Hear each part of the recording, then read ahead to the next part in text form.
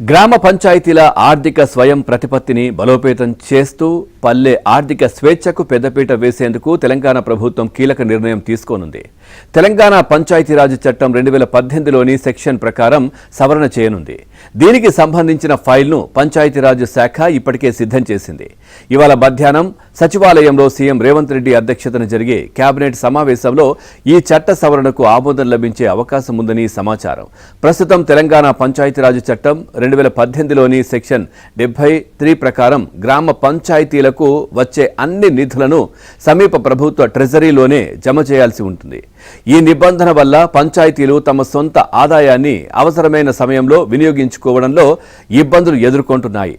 దీంతో స్థానిక సంస్థల ఆర్థిక స్వయం ప్రతిపత్తిపై ప్రతికూల ప్రభావం పడుతోందని గుర్తించిన ప్రభుత్వం చట్ట సవరణకు సిద్ధమైంది.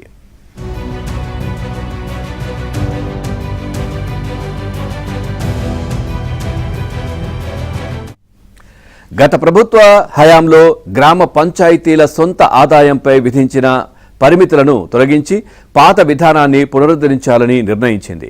ప్రతిపాదిత సవరణ మేరకు గ్రామ పంచాయతీల సొంత ఆదాయాన్ని ట్రెజరీ ఖాతాలో కాకుండా నేరుగా పంచాయతీ బ్యాంక్ ఖాతాలోనే జమ చేసే వెసులుబాటును కల్పించనున్నారు. ఇక ఈ మార్పుతో పంచాయతీలు సొంత ఆదాయాన్ని స్థానిక అవసరాలకు అనుగుణంగా వేగంగా వినియోగించుకునే వీలు కలుగుతుందని అధికారులు చెబుతున్నారు. అభివృద్ధి పనులు, పారిశుద్ధం, తాగునీరు, వీధి దీపాల నిర్వహణ, అత్యవసర మరమ్మతులు వంటి పనులను జాప్యం లేకుండా పూర్తి చేసేందుకు అవకాశం ఉంటుందంటున్నారు.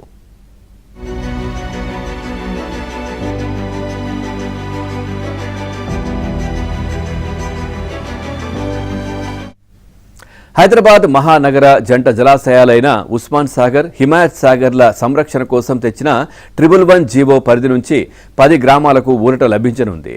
జంట జలాశయాల పరివాహకంలోని 84 గ్రామాల నుంచి 10 గ్రామాలను తొలగించనున్నారు.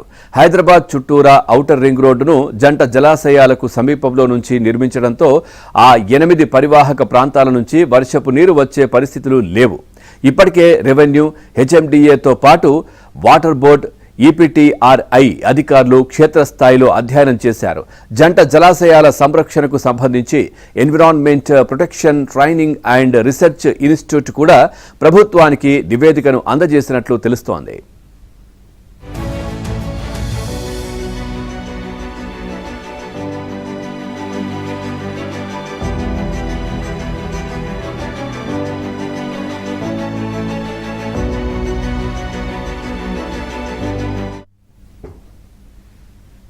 ఇక తెలంగాణ మీదుగా బెంగళూరు, చెన్నైలకు కేంద్రం ప్రతిపాదించిన హైస్పీడ్ రైలు కారిడార్ల అంశంలో తీసుకుంటున్న చర్యలను తెలంగాణ ప్రభుత్వం వేగవంతం చేసింది.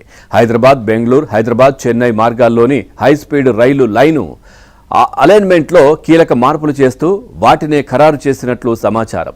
ఈ 2 రైల్వే లైన్ల అలైన్మెంట్ల అంశాలపై సంబంధించిన అధికారులతో ముఖ్యమంత్రి రేవంత్ రెడ్డి సమీక్ష కూడా నిర్వహించారు.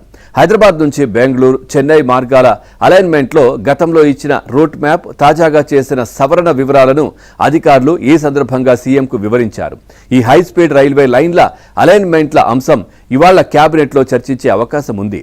ఆపై మార్పులు చేసిన అలైన్మెంట్లను నేషనల్ హైస్పీడ్ రైల్ కార్పొరేషన్ లిమిటెడ్కు నివేదించి వాటినే ఖరారు చేయాలని ప్రభుత్వం కోరనుందని సమాచారం.